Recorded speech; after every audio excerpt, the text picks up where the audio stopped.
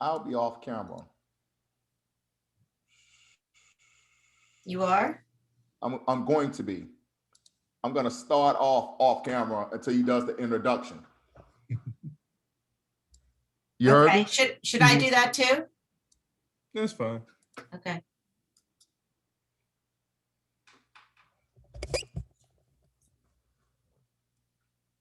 Oh, wow.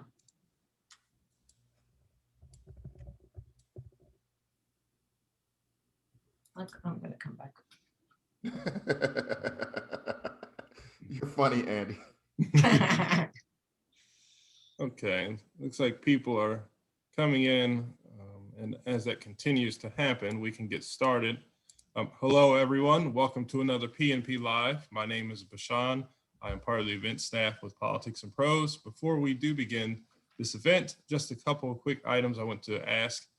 First, if you would like to ask a question of our author, we would ask if you could place it in the Q&A box, which you can find towards the bottom of your screen, not the chat section. That'll just help us to facilitate the question and answer period and help hopefully keep everything organized. And mainly we can see your question if it's in the right location.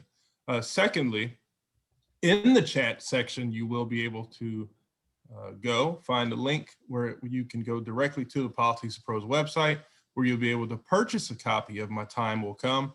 We, of course, highly encourage you to do so, and we thank you for any patronage, as that, of course, helps us to continue to bring you these events.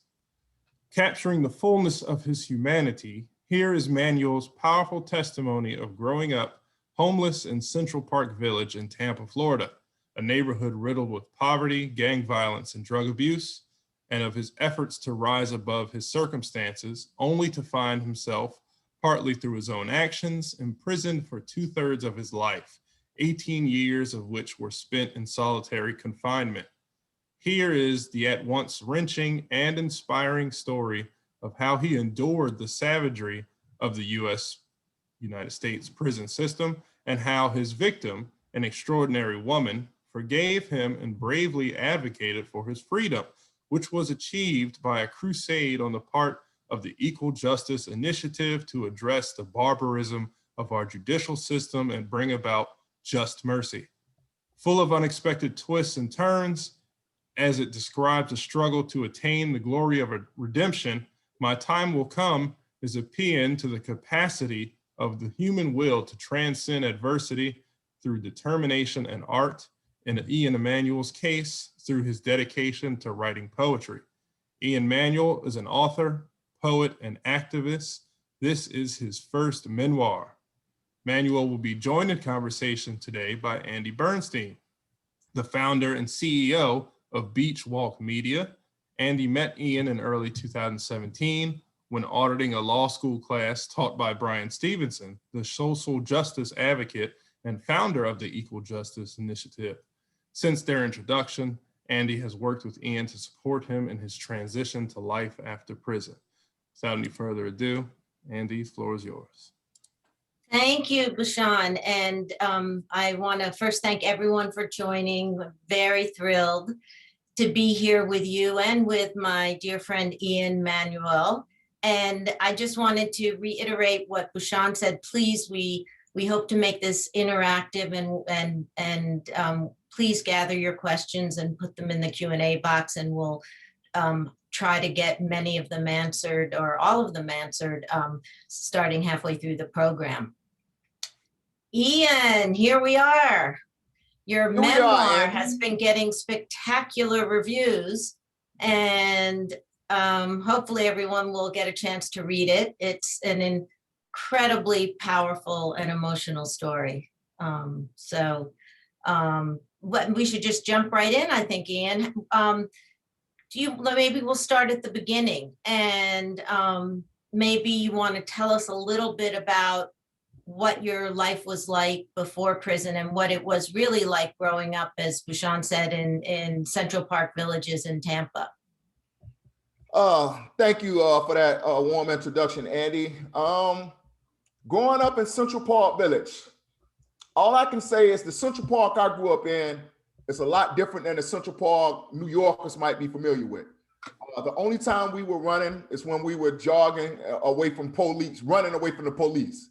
It was a very troubling neighborhood, filled with crime, violence. But you know, I had a loving grandmother by the name of Linda, who I speak of in my memoir, My Time Will Come. I went to Catholic school from ages from the first grade until like half of the third grade. I discovered that I had a gift for reading and writing in the second grade when my second grade teacher, Miss Ford, was passing out certificates. I still remember it like it was yesterday. I was anxious in my seat waiting for my name to be called. And I thought she wasn't going to call my name, but toward the end of the ceremony, she said, and for reading and writing, I like to give these certificates to Ian Manuel. And I felt so full of pride and joy as I got up and I walked to the front of the auditorium to receive these certificates, because it was the first certificates anyone had given me in my life to acknowledge me for any type of intelligence. And long story short, I went and sat back down, and my mother's friend, as I speak of in the book, Linda Wright, she said, Ian, let me see those certificates. And I showed it to her, and she said, reading and writing, that's all you'll ever need in this world. And that stuck with me. And so it's mighty funny that now I have a memoir to share with the world, and it's because of reading and writing. That's great. And it certainly was critical to your prison experience, as we'll get to a little bit later. Tell us a little bit about the robbery that night, how it came about. You were 13, you were with an older group of boys, and tell us a little bit about what happened and how you got there. Yeah, so just thinking back on it, man, I remember sitting on the porch. I was 13 years old. I had a girlfriend, if you can call her that, at 13. And I kept trying to convince her to go upstairs with me, and she didn't want to go upstairs. And so I stuck around, and a friend came and approached the porch that I was sitting on and asked me to let's go to the game room. And I was like, no, I don't want to go to the game room. I'm chilling with my girl. And he said, okay, fine. And he left. Then another friend came about an hour later, same thing, tried to get me to go somewhere. I turned him down. But all of this time, I'm sitting on the porch and I'm growing anxious, I'm growing bored, I'm growing irritated, I'm growing frustrated. That's when my friend Marquise came, and he had a gun. He called me off the porch. He said, Ian, I got a gun. Let's go robbing. And I think about this decision a lot, because had I went with the first friend, I would have just went to the game room. I wouldn't have got arrested for that. Had I went with the second friend, I wouldn't have got arrested. I went with the third friend, and I said, I might as well go with you. Ain't nothing going on here. And it's one of the biggest decisions of my life that I regret, because we went downtown, we met up with 3 older teens, and they were trying to instruct me to commit a robbery in the open, because I had the gun. I was given the gun, and I kept telling them, no, it's too open, not now.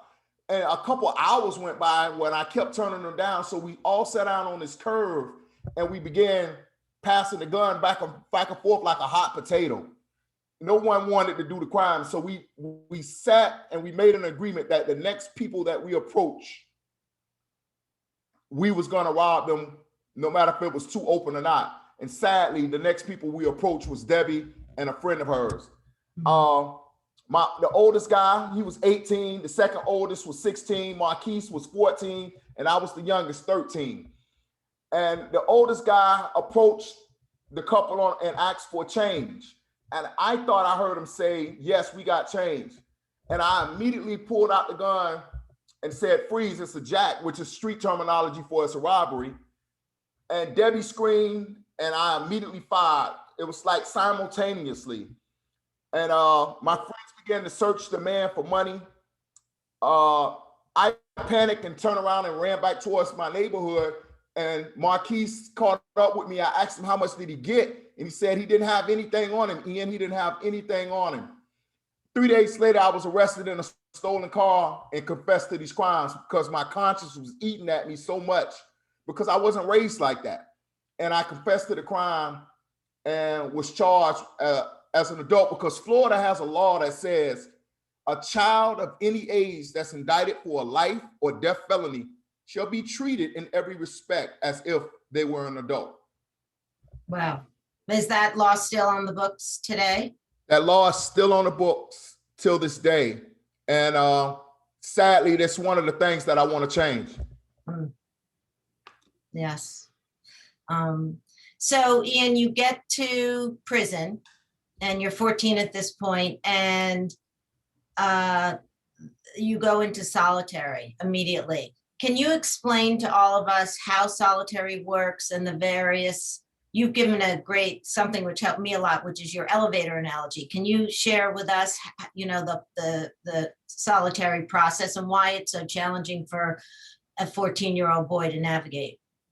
Yeah, so, you know, there's different stages of solitary. So I was initially placed in solitary initially after my sentencing. Then when I went to prison, they placed me in solitary my first day in prison based on my age and my size. I was so small, they didn't have any clothes to fit me.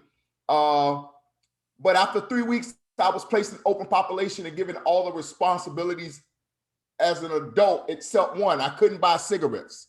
I never smoked. But in prison, cigarettes are like cash. They act as commerce. And so I would like to buy cigarettes so I could trade them for things. But being that I was underage, I couldn't buy cigarettes, but I was old enough to be treated as an adult and sentenced to life in prison. Anyway, I accumulated a bunch of disciplinary reports for doing typical teenage behavior. I'd walk in the grass when I'm supposed to walk on the sidewalk. I'd be in places I wasn't supposed to be, you know, unauthorized area, another dormitory. Typical teenage behavior. The officers would yell at me, I'd yell back. And over time, they labeled me a management problem. I still remember the way the rule reads that places you in long-term solitary confinement, but it's a farce. They don't put you there for this. It says, close management is for a program for inmates who have demonstrated an inability to live in the general population without abusing the rights of others. That's what they say. But once you're in close management, which I was placed in for so-called being a management problem, once you're there, it's like walking into a out of control elevator. Imagine an elevator that only has 3 floors. And you, in order to get to the second floor, you have to do 6 perfect months on the first floor without any write-ups. On the second floor, you have to do 6 perfect months without any write-ups. And on the third floor, you have to do 6 perfect months without any write-ups for the elevator door to open. However, at any time while this elevator is going up, if you receive a write-up, you go back down a level. And you can receive a write-up for some of the most simplest things in the world. Having a magazine with another inmate's name on it. Going to the shower, going to the shower and having your cell searched and finding a toothpaste tube with a string on it that you use to fish. That's another 6 months. Being caught talking is an additional 6 months. It's just an out of control elevator. And as I told the federal judge during the trial for solitary confinement for cruel and unusual punishment, he said, "Why have you been here so long?" I said, "Those 6 months add up to years, and those years turn into decades with this out of control elevator." Yeah. It sounds like it's pretty hard to get out of that elevator. You told a story when we were sitting at Chelsea Piers for your McDowell interview, which you received the fellowship. Tell everyone is the only unpublished author ever to receive a McDowell Fellowship. And you told a story which stuck with me, and I think about a lot about the birthday card that your mother sent you. And maybe tell everyone that story, because I think it illustrates what you were saying in terms of the system and the dynamics between the prisoners and the guards.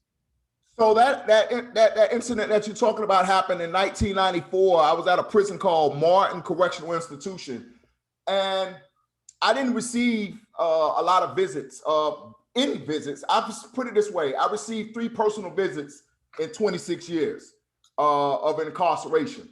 So that was very tough for me. But anyway, mail is the most important part of the day. And so when I got a letter and a card from my mother that had a frog on it, I'll never forget. I was so happy that my mom had wrote to me that I wanted to show it off. I was about 16 at this time, I think.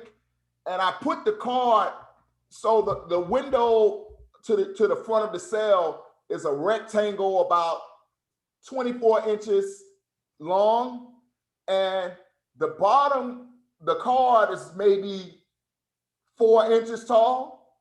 So when I put it, it's not obstructing the view into the cell at all. The officer could still see in my cell. But the officer walked on the wing, and I seen him stop by my cell out the corner of my eyes because I was laying in my bunk.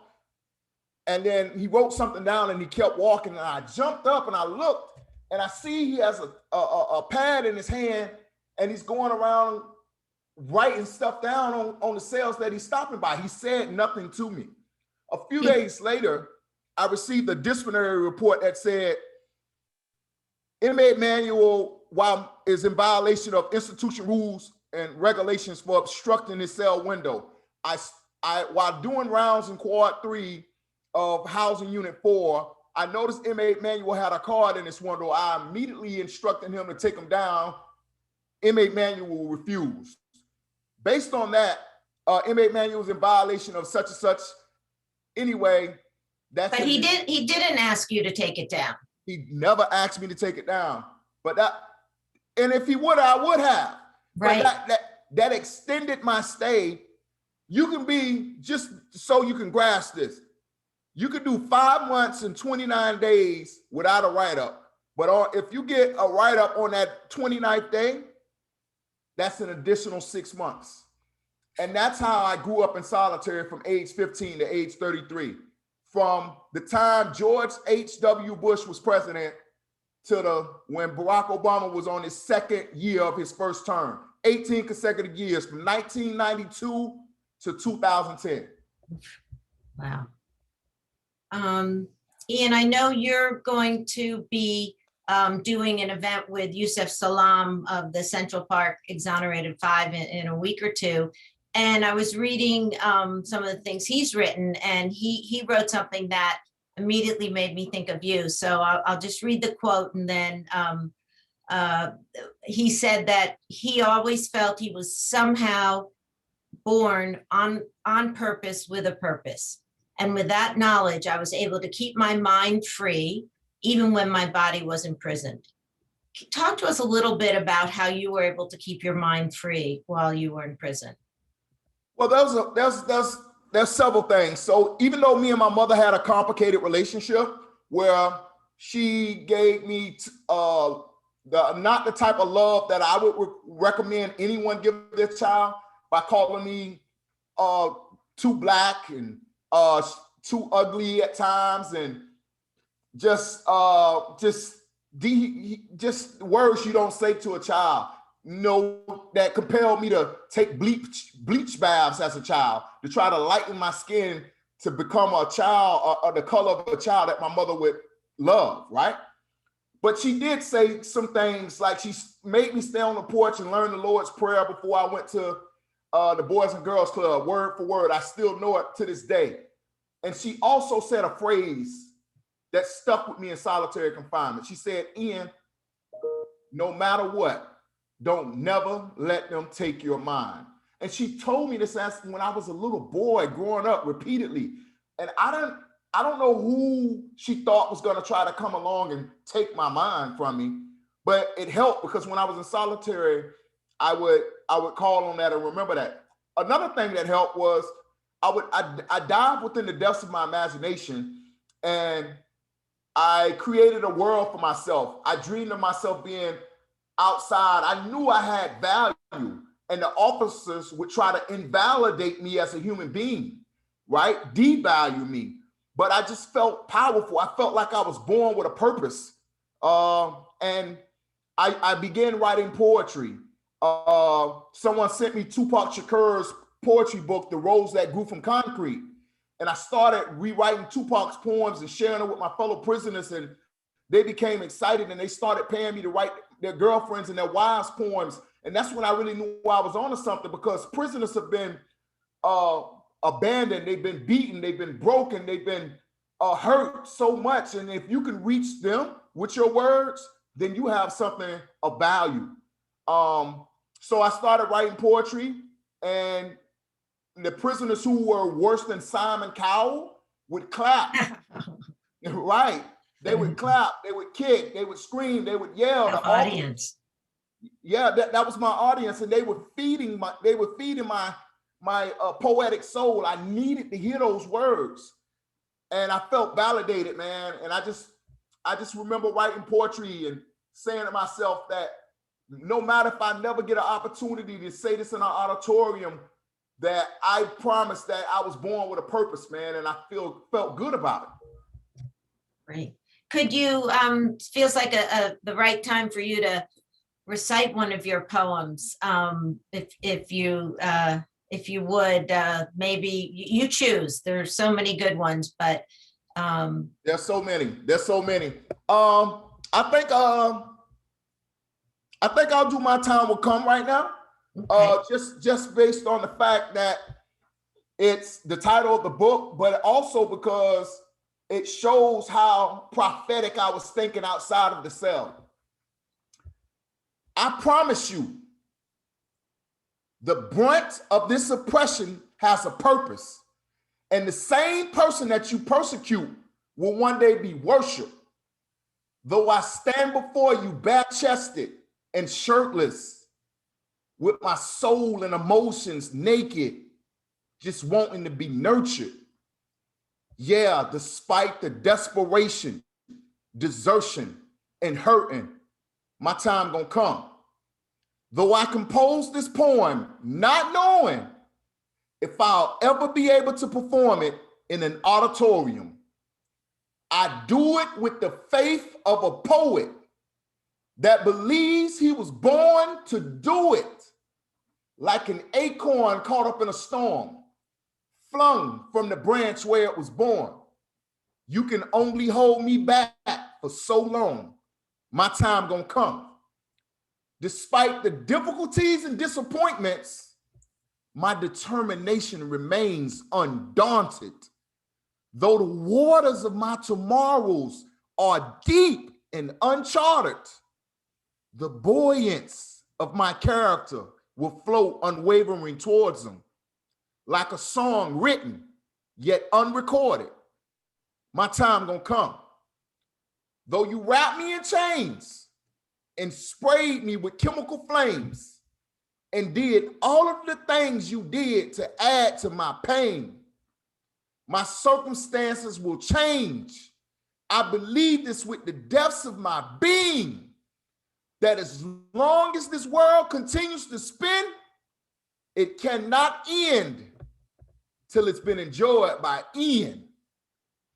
Remember this day, because things won't always be this way. My time gonna come. My time gonna come against all conceivable odds. My time gonna come. Thank you. wow, incredibly powerful, Ian. Similar to when you first did the poetry in Brian's class. It's remarkable. Yeah, really powerful. When we met. Exactly. So let's talk a little bit about Debbie and how you connected with her from prison. What made you do it? You've described it as a tug of the heart. Tell us a little bit how you two connected, and then subsequently what kind of relationship you have had and have today. Yeah, Debbie's my friend. It didn't always start that way. I remember in the courtroom, Debbie saw me laughing and she thought I Oh, was wait, talk about how you connected with her when you were in prison. okay. I connected with her because my lawyer that was working with me at the time, a guy by the name of Brian Gonzalez, sent me all of my legal work and basically said he was done. He couldn't do no more for me.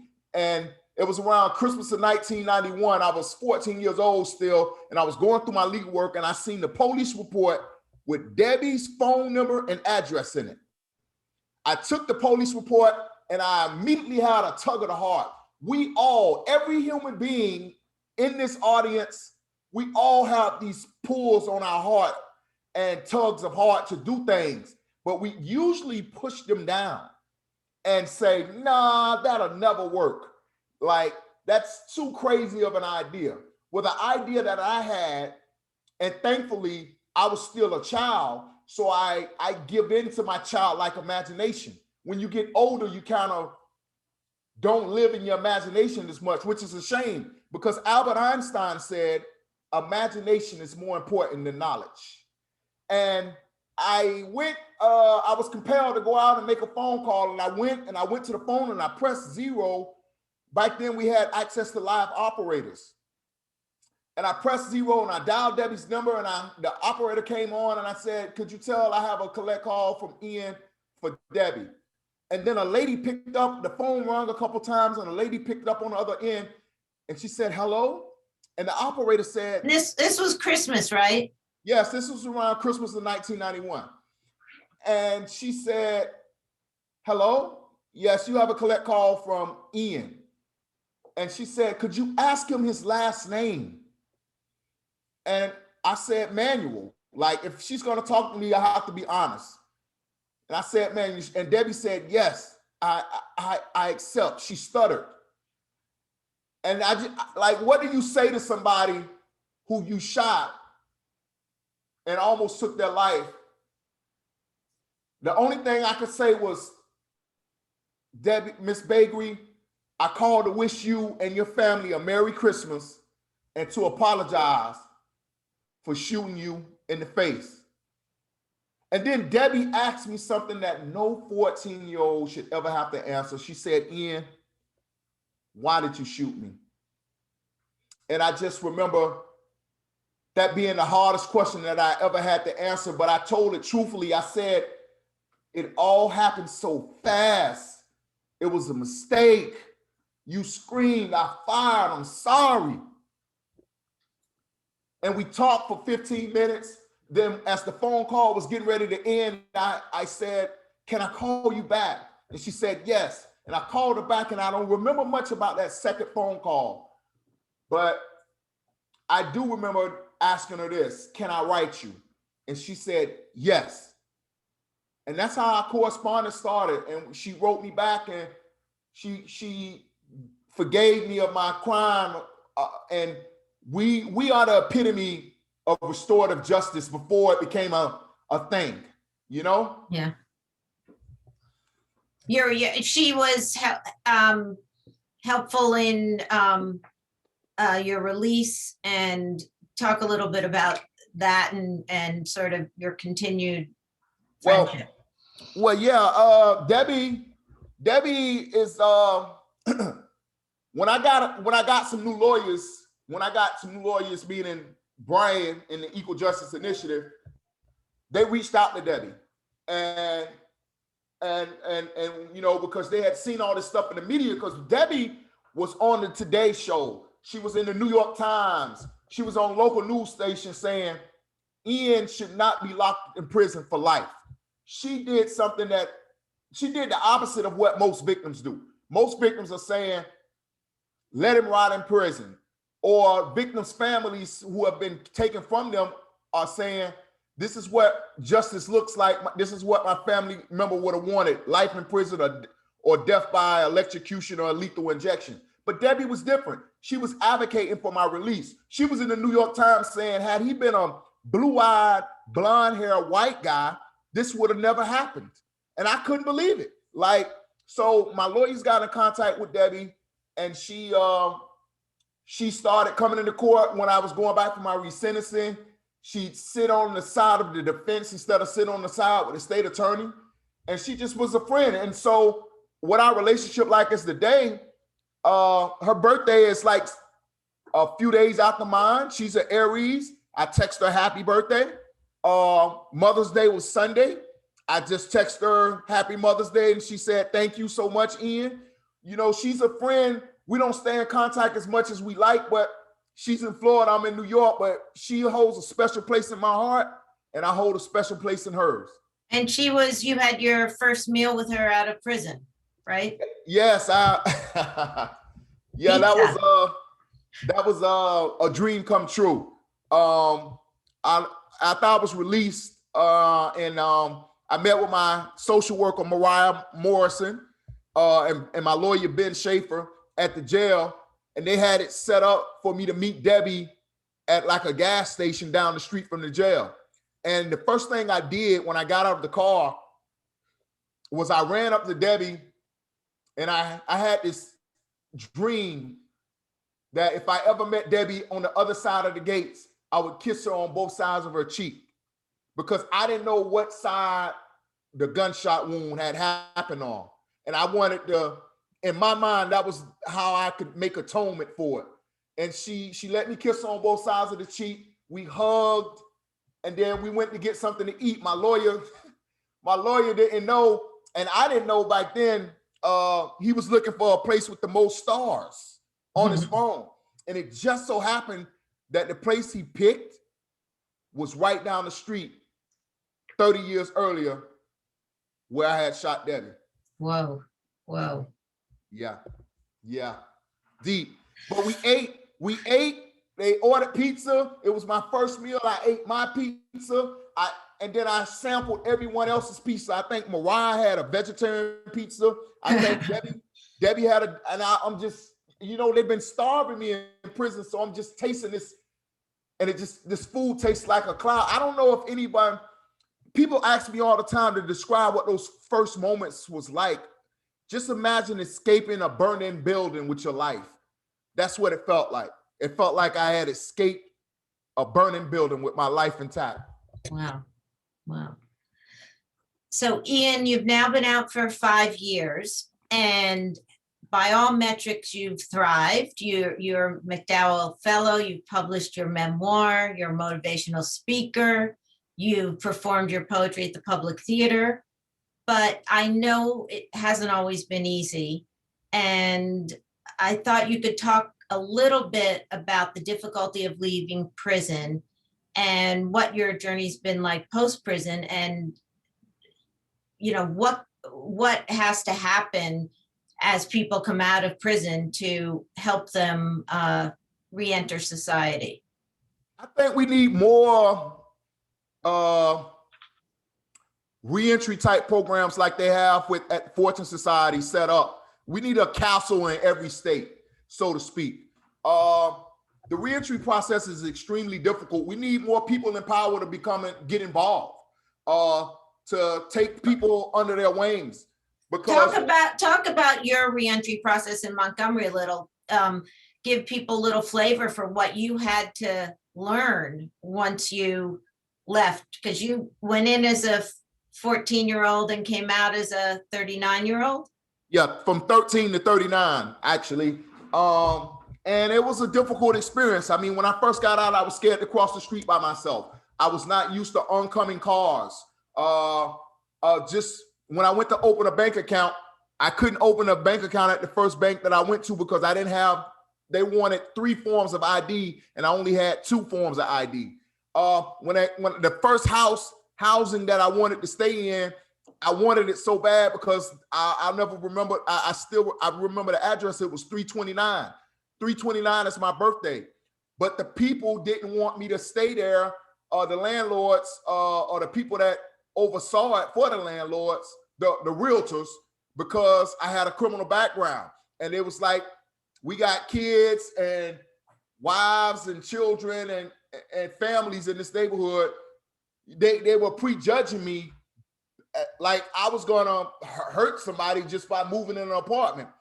But everything happens for a reason, because I met this married couple, Cindy and Robert Thornhill, who were landlords who rented to me, and they became like extended family. Like they both would take me grocery shopping. They would take me to the laundromat. EJI would have lawyers come over to try to teach me how to cook.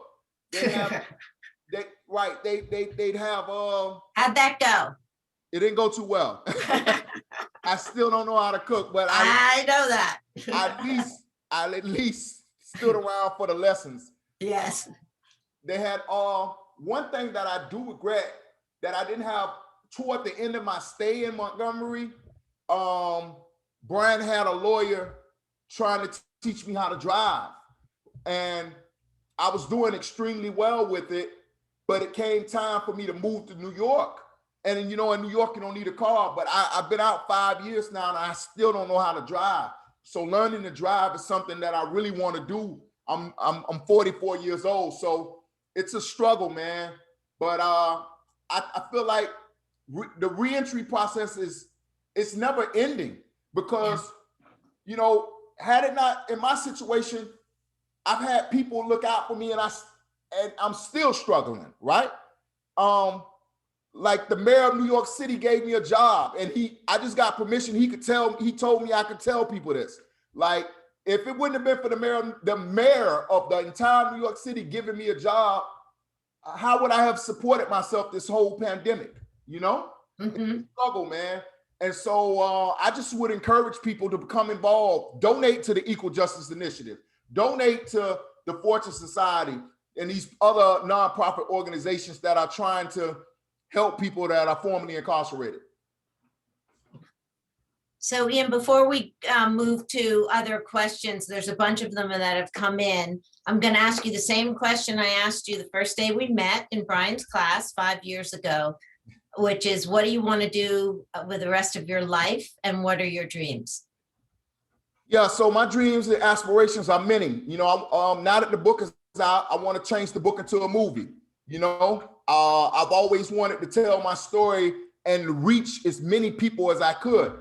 I want to make a hip hop poetry album. I want to write a poetry book.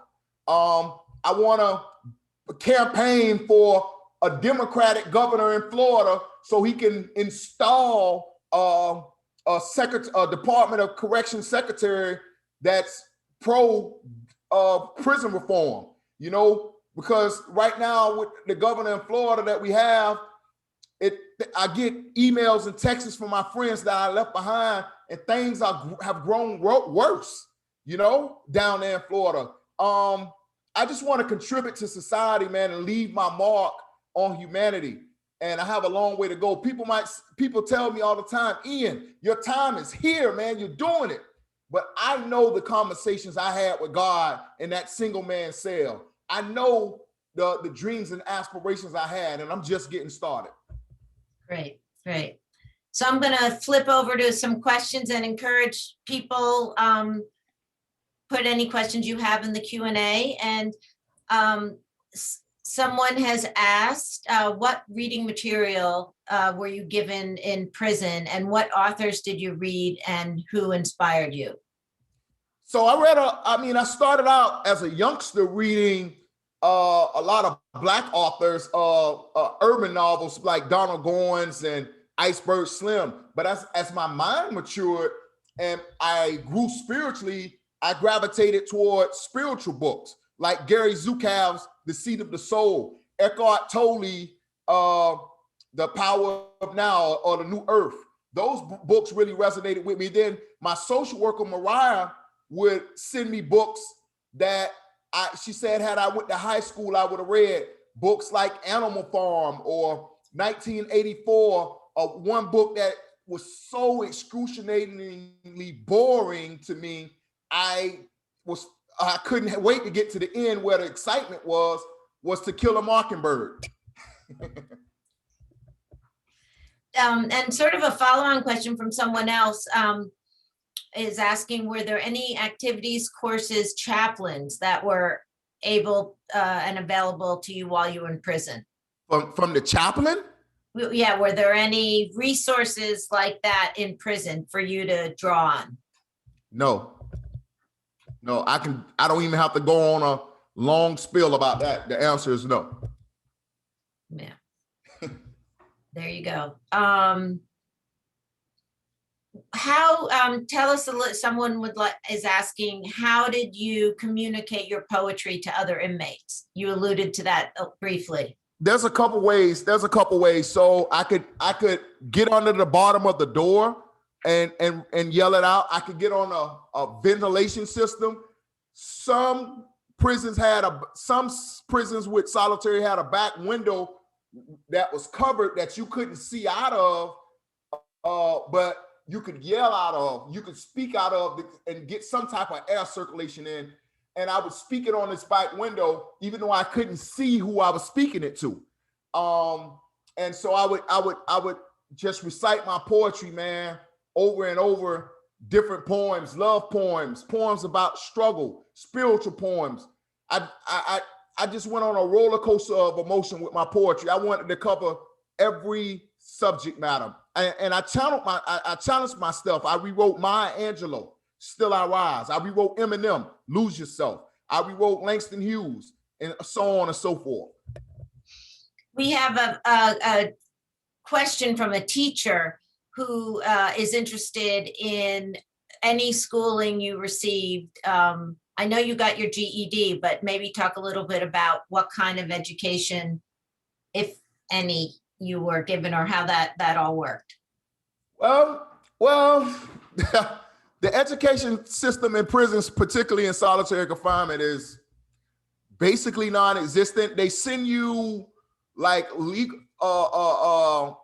packets of material to complete, and then the school teacher would come to your cell for 2 to 5 minutes to go over your work that they had sent you in the mail. And she has like 100 people on her list of cells that she has to stop by, so she can't give you any individualized attention. Now, what I will say, 2 things helped me get my GED. Morale Morrison, my social worker, copied the entire GED book. Your social worker from EJI, yes. Not part of the prison system. This was someone outside of the system who came in to help. Yes, she copied the entire GED book, and she sent it to me, and a chapter at a time. And I would do the work, send it back to her. She graded. She sent it back to me and showed me what I had to work on. And that opened the door for when I was finally released to open population. There was a former warden who now is the regional director over a part of Florida, over all these prisons in Florida. And he instructed the warden and the education system, because in Florida, if you have 25 years or more, you aren't allowed to get an education. It's like you got to get special permission to get in the education program. Long story short, they allowed me to get in an education program with this man in Powell by the name of Randy Tiff. He instructed them to let me get my GED, and I took the test. I had one-on-one tutoring because math is my worst subject. I'm not good with numbers. And he helped me get tutored for my GED, and I passed the test in 2013 on my first try. Congratulations. So Ian, we have a couple questions coming in about criminal justice reform efforts.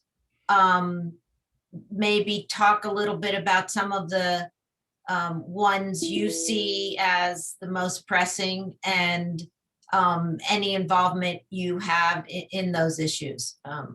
Yeah, so I just wrote an op-ed in the New York Times about ending solitary confinement. I think ending solitary confinement for all juveniles is something that needs to be done in a country that proclaims to be the most advanced in the world, right? So we need to end solitary confinement for juveniles, and there needs to be a cap placed on the amount of time even an adult can stay in solitary confinement. The UN says that spending over 15 days in solitary confinement is considered torture. Well, I spent exactly 18 consecutive years and an additional 2 years for a total of 20 years. So that's one step. Changing that law in Florida of sentencing, of indicting juveniles for a life or death felony of any age has to go. That is something that I'm very advocating for, to end that statute that allows this no age limit for juveniles to be tried as adults.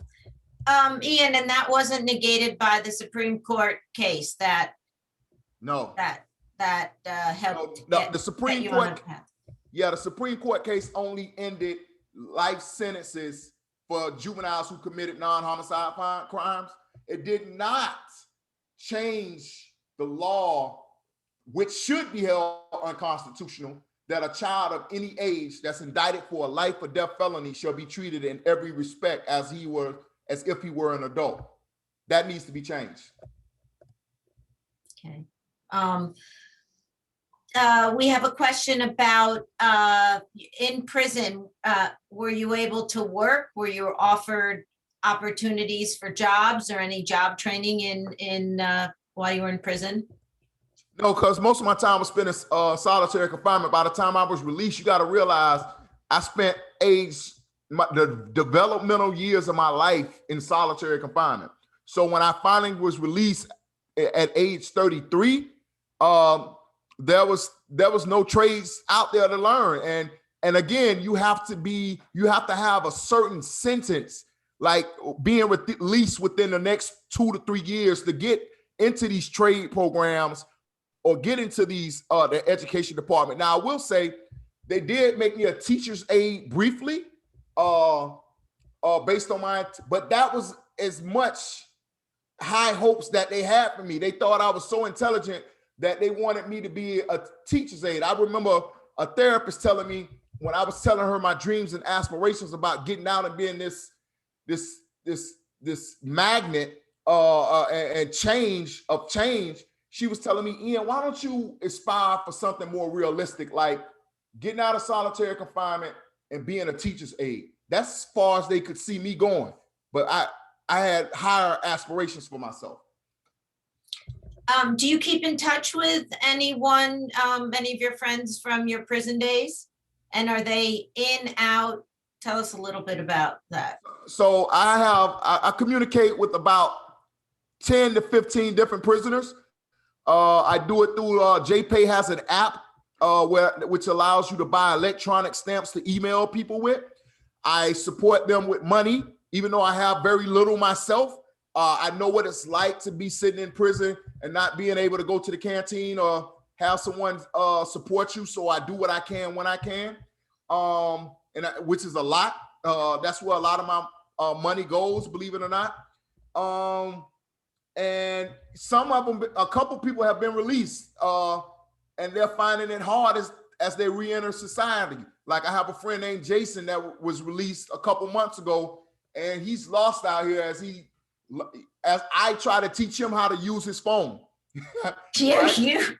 As I try to teach him how to do emails, as I try to teach him how to go to a bookstore and find my book, things like that. It's just, it's funny, but it's also, I find it heartening that I can actually give someone some advice about adjusting to the free world. Yeah. In the conversations about prison reform and some of the things you're advocating for, are there any politicians who really understand the issue in your mind, or that you've come across that seem to have a roadmap for how to bring about change? Well, I'll tell you this. I've only met 2 politicians personally, and both of them helped me. There was U.S. Senator Bill Nelson. He's retired now, but when I was in solitary confinement, I wrote Bill Nelson a letter. And I was like, sir, I've been in solitary confinement since I was 15 years old, and I'm hurting myself, and the state of Florida is not doing anything about it.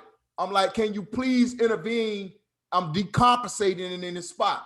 And Bill Nelson took my letter and sent it to the head of Department of Corrections and told him, look into this. I have a problem with this going on in my state. And that started the road to me getting out of solitary confinement. I was released from solitary confinement 6 months later after 17 and a half years, and then those 6 months. And then, believe it or not, Mayor Bill de Blasio, he's fought to end solitary confinement in New York. He actually spoke up and followed through on his word. He gave me his card, scratched off his city hall address and email address, and gave me his personal email and said, Ian, if you ever need anything, reach out to me. And I needed the man, and I reached out to him, and he followed through. So I can only talk about those two politicians because they showed me that they really do care about their constituents. Okay, well, I have to ask this one from Lee Bernstein, who's a big fan of yours, Ian. The question is, can you talk about your experiences as a 13-year-old in Florida and related to the way young Black and brown boys and girls are treated today by police? And then also comment on the Black Lives Matter movement and impact on all of this. So I'll answer it in reverse. The Black Lives Matter movement is something that's needed in America because we've been marginalized and oppressed for so long that we finally have someone that maybe don't seem as threatening as the Black Panther Party was in the 60s and the 70s, that really can move the needle forward. And so I appreciate Black Lives Matter. As far as the little Black boys and brown girls that are growing up today, being victimized by police officers, I think police are seen as a threat because every time you turn on the news, or it's heightened that they have killed another Black man. And so when you see that growing up, you begin to build a hatred and a fear of the police, you know? And so I think it's on us to work together to nurture our kids in a way that helps them understand that not all police are bad. There are bad apples. I mean, I've met correctional officers who, but for lack of a better word, they get caught up in what's termed as groupthink. You know, the Stanford experiment that I read about in solitary confinement, where these group of college kids went and they were friends before they went, but then half turned into correctional officers and half were the people that was incarcerated. Are you familiar with the Stanford experiment?